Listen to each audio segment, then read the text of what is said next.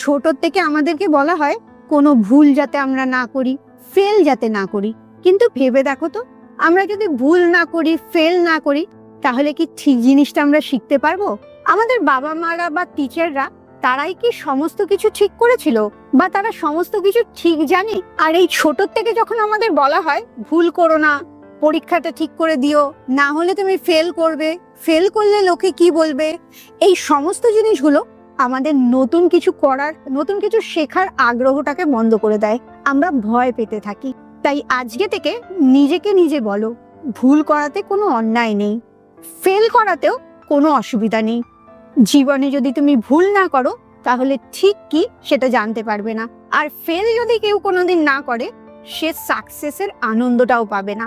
তাই ভুল করা, ফেল করা দুটোকেই নেগেটিভিটি দেওয়াটা বন্ধ করে দাও।